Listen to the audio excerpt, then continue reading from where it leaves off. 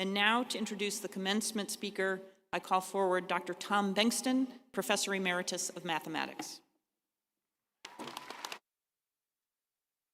Thank you, Dr. Tolentino. Nelly, karibu. What an honor it is to introduce our commencement speaker. Once, a few years ago, our speaker was in my office, and I asked her to show me where she was from. We brought up Google Maps and zoomed in, and honest to goodness, if there was a place in Kenya that was in the middle of nowhere, that was it. In 2016, our speaker was sitting where you are now sitting. She crossed the stage to receive her diploma, just as you will, and went off to change the world. She had, though, already started her world-changing work using money she earned on campus during her junior year. She founded a school in her hometown of Mogotio and named it Zawadi Yetu.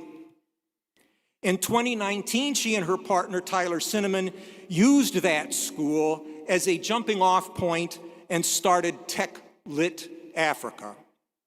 TechLit Africa is a not-for-profit whose mission is not just to bring recycled computers to schools in Africa, but rather to use those computers as tools to teach a new generation of students tech-savvy skills, to enable those students to find and fill world-class jobs, and to give those students the means to lift themselves and their families out of poverty. Nothing makes us, faculty and staff at Augustana, more proud than to see our graduates exceed us, and that our speaker has certainly done. In recognition of both her promise and her accomplishments, our speaker was one of 10 nominees for the CNN Hero of the Year Award, an award which she then won outright this past December. And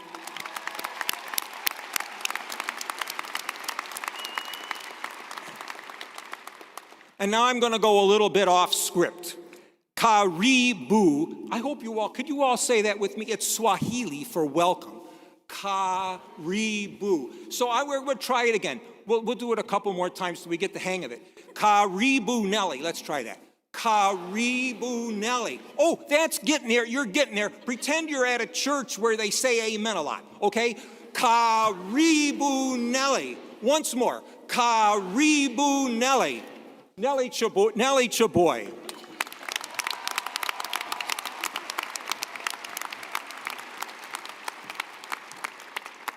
Oh my, oh my.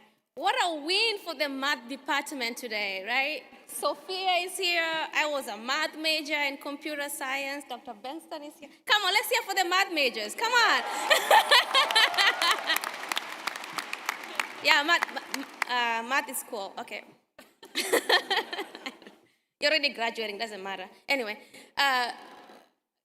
good afternoon, faculty, alumni, parents, and the class of 2023.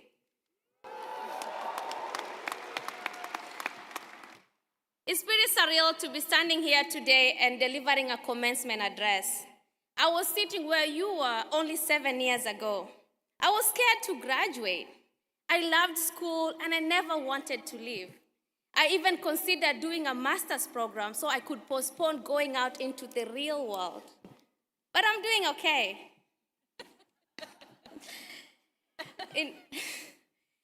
In my few years of wisdom, I have accumulated 3 mantras that guide me as I navigate through life. I will extend them to you. Before I start, I'll pose a question to you graduates. If someone gave you $1 million right now, what would you do?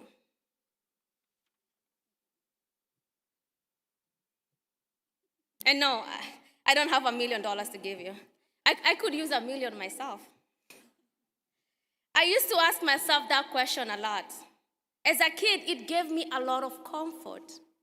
I was drowning in poverty in Mogotio, Kenya. We were struggling with food and basic sustenance. And so I would think about the future.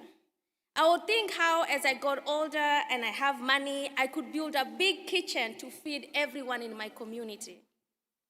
And if I have even more money, I could build a big estate to house all the people who are living in slums.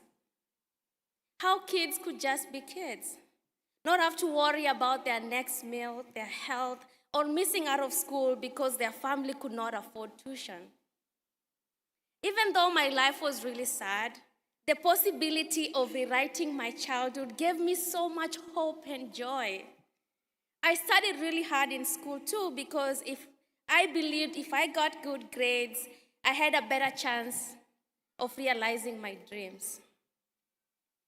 And when I asked myself that question in high school, the answer was, how could I use that money to break the cycle of poverty in my community? I saw how hard my mom was working to afford my tuition. I still worked hard and got good grades, but it dawned on me that so many people in my community were just as educated, with degrees and even masters, but they were unemployed. I looked at my dear mom. She only had a 6th grade education, yet she sold all her cows to educate my sisters and I. It made me extremely sad that families were sinking deeper into poverty just to educate their children, only for those children to end up unemployed. So maybe with $1 million, I could create employment.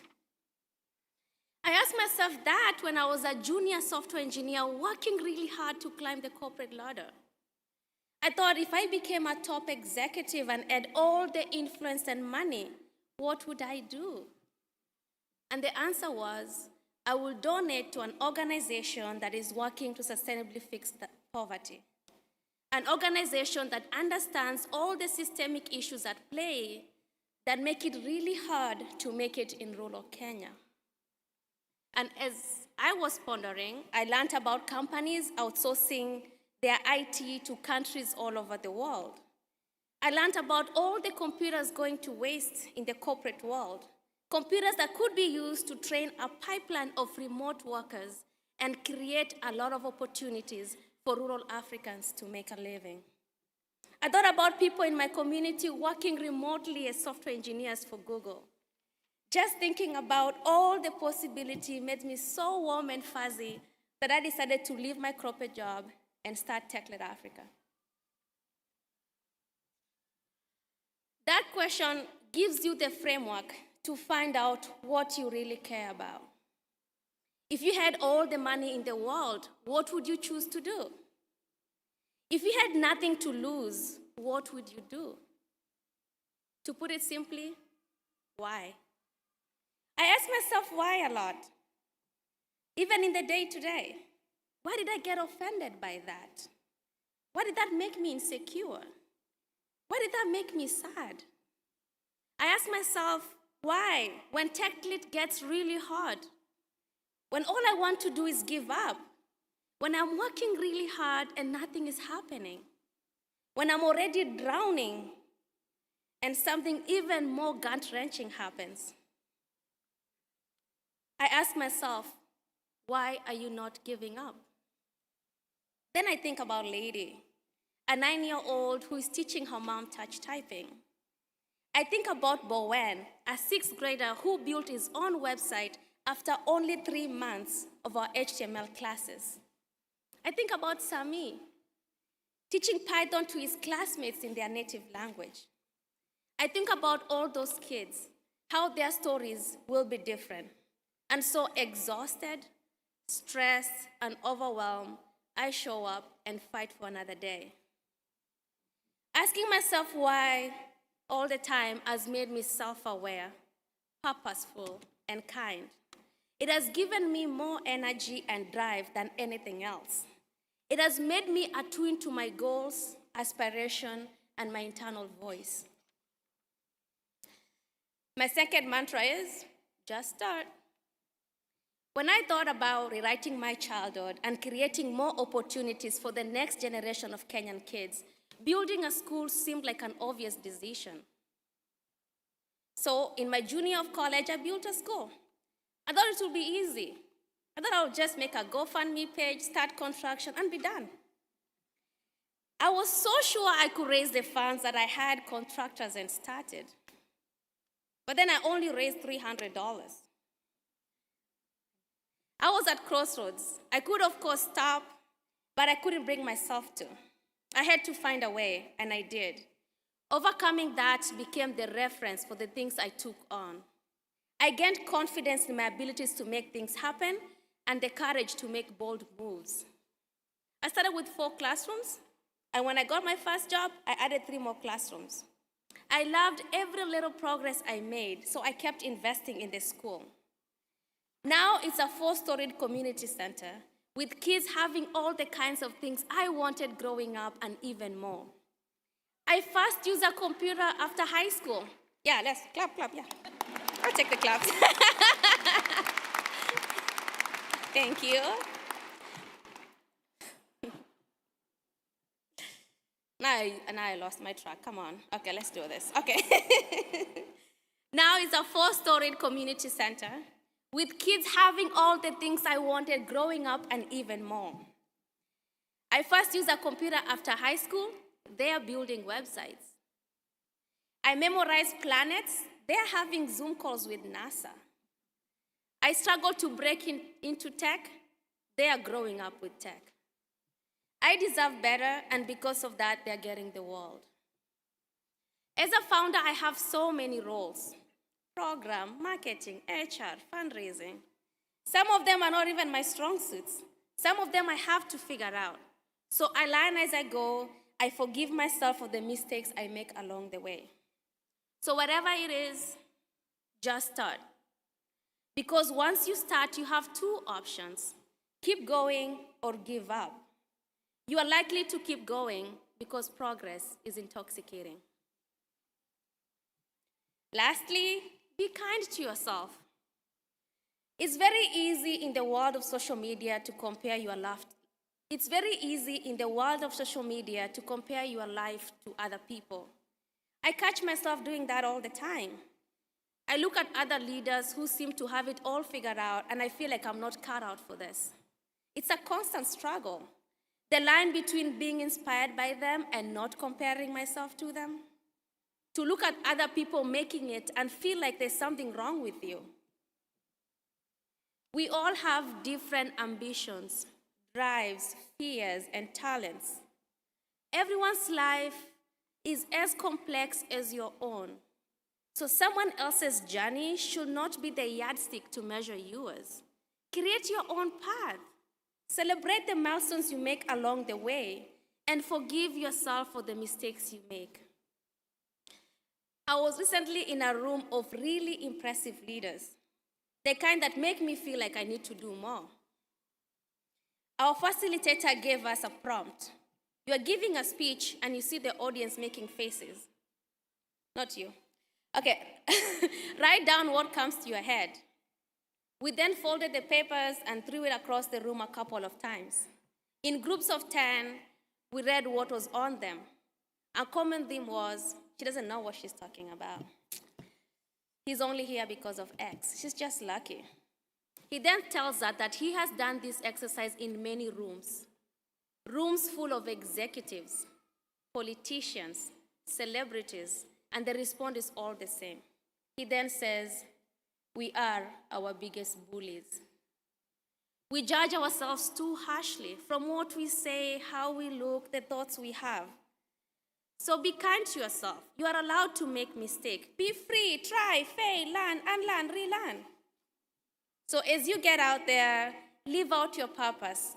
Find out what you care about. Just start and be kind to yourselves. Congratulations.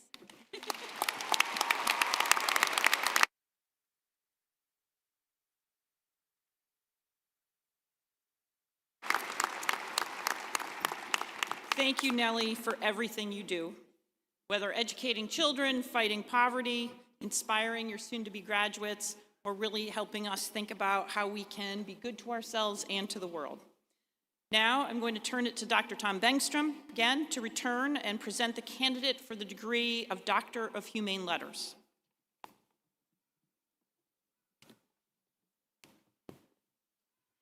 President Tolentino, in recognition of servant leadership on a global scale, to celebrate a person whose childhood memories include, by her own description, the nightly churning of her stomach due to hunger, yet whose path is leading her to lift scores of families out of poverty, and to honor a graduate of this college who takes seriously the charge from Augustana's 5 faith commitments that we should always endeavor to seek justice, embrace kindness, and act with love and humility. Upon recommendation of the faculty, I have the privilege of presenting Nelly Cheboi for the degree of Doctor of Humane Letters, honoris causa.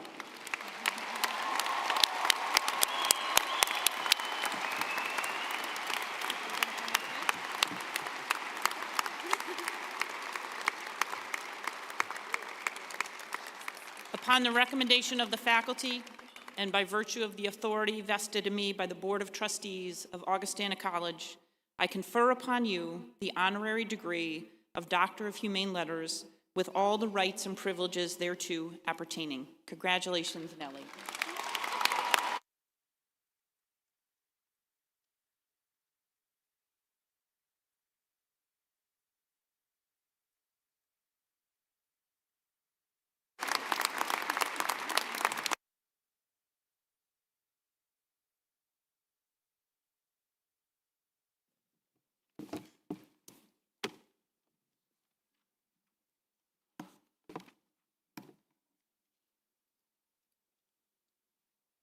Congratulations, Nelly. She corrected me, Dr. Cheboi.